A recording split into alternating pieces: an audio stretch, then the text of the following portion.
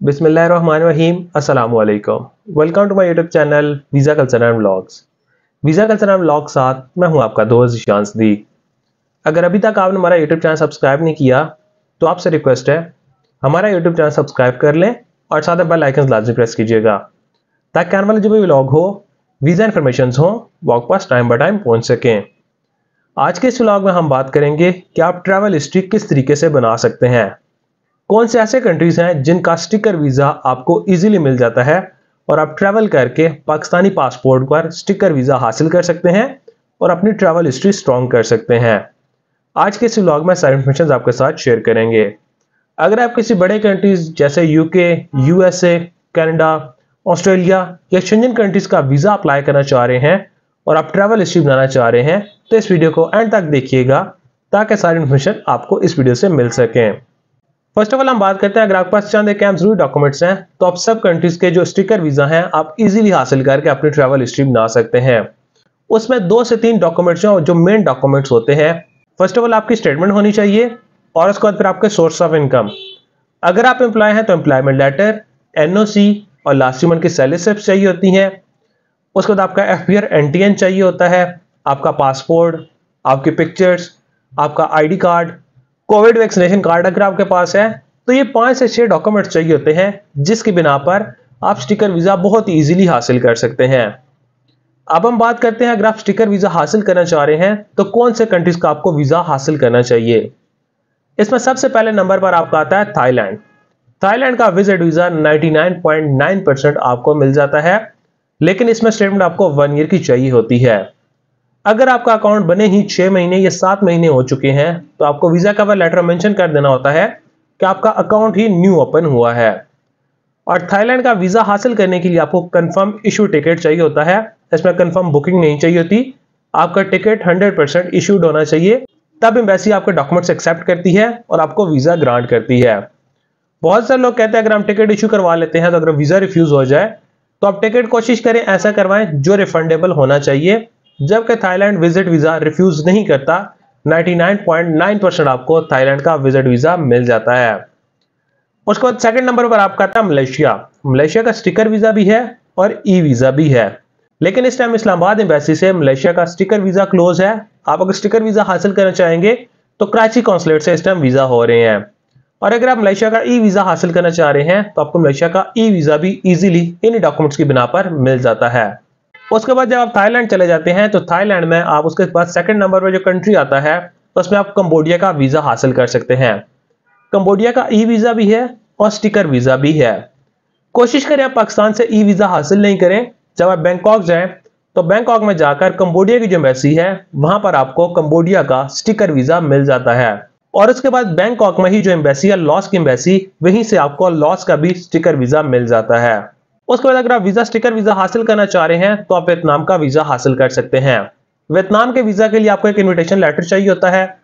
Hotel based आपको invitation letter मिल सकता है। कोई ट्रैवल कंपनी है, कोई फ्रेंड अगर वहां पर आपका है तो वो भी आपको इनविटेशन लेटर दे सकता है।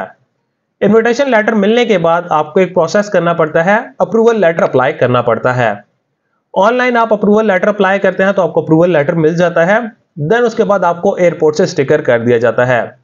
लेकिन कुछ टाइम पहले इस पर कुछ इश्यूज बने हैं एयरपोर्ट में, बहुत सारे लोग अप्रूवल लेटर लेकर तो वहां से उनको स्टिकर नहीं करके दिए गए। तो पाकिस्तान में इनकी एम्बेसी है, वहां से जाके आप स्टिकर करवा सकते हैं। आपको इनविटेशन लेटर चाहिए होता है, अप्रूवल लेटर चाहिए होता है और उसके बाद देन आप एम्बेसी जाते हैं तो वहां से आपको स्टिकर कर दिया जाता है। और इसके बाद अगर आप दूसरी साइड में मूव होते हैं जिसमें उज्बेकिस्तान आता है, अगर आपके पास इन्विटेशन लेटर है तो उज्बेकिस्तान का वीजा आपको 99.9% मिल सकता है। उसके बाद सेकंड नंबर पर कजाकिस्तान का भी स्टिकर वीजा होता है और उसके लिए भी इनविटेशन मस्ट चाहिए होता है। तो ये सारे कंट्रीज है जिनका स्टिकर वीजा आपको इजीली मिल सकता है। आपके पास चंद एक जरूरी डॉक्यूमेंट्स मौजूद हैं तो आपको वीजा इजीली मिलता है। कुछ कंट्रीज के लिए इनविटेशन लेटर चाहिए होते हैं और कुछ कंट्रीज के लिए इनविटेशन लेटर नहीं चाहिए होते। आप होटल बुकिंग की बेस पर अप्लाई करते हैं। बहुत सारे लोग कहते हैं कि हम तुर्की का वीजा अप्लाई करें तो क्या उसकी ट्रैवल हिस्ट्री जो है उससे स्ट्रांग होती है या नहीं। तुर्की का वीजा हासिल करने के लिए आपको सारे यही डॉक्यूमेंट्स चाहिए होते हैं और आप अनातोलिया में जाकर अपनी फाइल सबमिट करवाते हैं। इस टाइम पर तुर्की की विजिट वीजा फी जो है वो थोड़ी ज्यादा है, तो बहुत सारे लोग तुर्की का वीजा कम अप्लाई कर रहे हैं। क्योंकि जितनी वीजा फी, सर्विस चार्जेस और इंश्योरेंस के चार्जेस तुर्की के हैं, इसमें आप 2 से 3 कंट्रीज के वीजे अप्लाई कर सकते हैं और हासिल कर सकते हैं। तो बहुत सारे लोग इस टाइम तुर्की को प्रेफर नहीं करते। पहले तुर्की मोस्ट फेवरेट होता था ट्रैवल हिस्ट्री बनाने के लिए, लेकिन अभी भी जो लोग ट्रैवल हिस्ट्री बनाना चाह रहे हैं तो तुर्की का विजिट वीजा आपको 5 to 7 वर्किंग डेज के अंदर आपको वीजा पाकिस्तानी पासपोर्ट पर इजीली मिल जाता है। क्योंकि इस टाइम बहुत कम लोग अप्लाई कर रहे हैं, वीजा रेशो भी अच्छी है, आपके अकाउंट में 7-8 लाख होना चाहिए, आपका टिकट इशू नहीं होता, आपको FPR NTN और सोर्स ऑफ इनकम चाहिए होते हैं, तो आपको तुर्की का विजिट वीजा भी बहुत ही आसानी के साथ मिल जाता है। तो ये सारे स्टिकर वीजा आप पाकिस्तानी पासपोर्ट पर हासिल करके इजीली ट्रेवल कर सकते हैं। अब हम आपको बताते हैं कि स्टिकर वीजा अप्लाई करने से आपके पासपोर्ट पर क्या फायदा होता है, कि आपके पासपोर्ट की वैल्यू बढ़ जाती है या नहीं। स्टिकर वीजा हासिल करने से जब आपका पासपोर्ट अप्लाई होता है, उसमें आपके डॉक्यूमेंट्स जाते हैं और जब आपका वीजा लग के आता है तो पासपोर्ट के ऊपर एक स्टिकर पेस्ट किया जाता है। स्टिकर पेस्ट होने के बाद जब आप यहां से ट्रैवल करते हैं, इमिग्रेशन इन, इमिग्रेशन आउट की स्टैंप्स लगती हैं, तो अगर आपके 5 से 6 कंट्रीज की ट्रैवल हिस्ट्री है, आपके पासपोर्ट के ऊपर स्टिकर हुए हैं, तो आपका पासपोर्ट बहुत ही अच्छा स्ट्रॉन्ग कंसिडर किया जाता है। क्योंकि वीजा स्टिकर हुए होते हैं, इमिग्रेशन आउट की स्टैंप्स लगी होती हैं, तो आपकी पासपोर्ट की वैल्यू बढ़ जाती है। उसके बाद आप शेंजन कंट्रीज का वीजा अप्लाई कर सकते हैं, यूके, US, कनाडा, ऑस्ट्रेलिया, आप बड़े कंट्रीज का वीजा इजीली अप्लाई कर सकते हैं। उसमें आपको बैलेंस थोड़ा सा ज्यादा चाहिए होता है। अगर आप शेंजन कंट्रीज का वीजा अप्लाई करते हैं तो राउंड अबाउट 12 से 15 लाख कम से कम बैलेंस होना चाहिए। अगर आप कनाडा का वीजा अप्लाई करते हैं, ऑस्ट्रेलिया, न्यूजीलैंड, तो कम से कम 25 से 30 लाख आपके अकाउंट में होना चाहिए।